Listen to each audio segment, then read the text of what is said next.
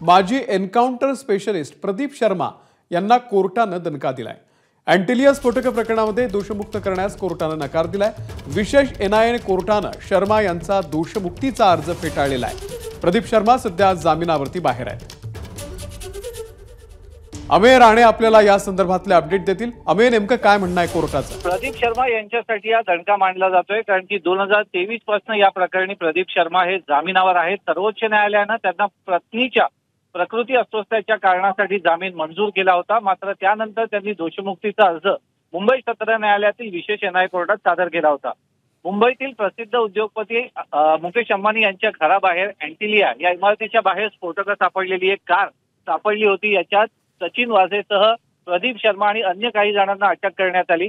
याच प्रकरणात हा दोषमुक्तीचा अर्ज होता, परंतु या प्रकरणी दोषमुक्तीचा अर्ज मुंबई सत्र न्यायालयातील विशेष एनआयए कोर्टानं फेटाळून लावला आहे।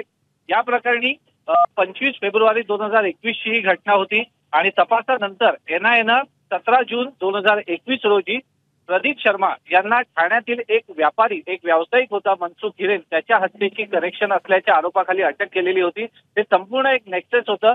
कशा पद्धतीनं सचिन वाझेच्या माध्यमातून प्रदीप शर्मा यांचं नेटवर्क वापरून हा सर्व गट रचण्यात आला होता आणि त्याच्यात त्यांची भूमिका महत्वाची होती, असा ठपका तपास यंत्रणेनं ठेवलेला आहे। त्यामुळे या सर्व आरोपांची पार्श्वभूमी पाहता प्रदीप शर्मा यांना कोणताही दिलासा देण्यास नकार देत मुंबई सत्र न्यायालयातील विशेष न्याय कोर्टानं त्यांचा दोषमुक्तीचा अर्ज फेटाळून लावलाय। अमेय, धन्यवाद या माहितीबद्दल।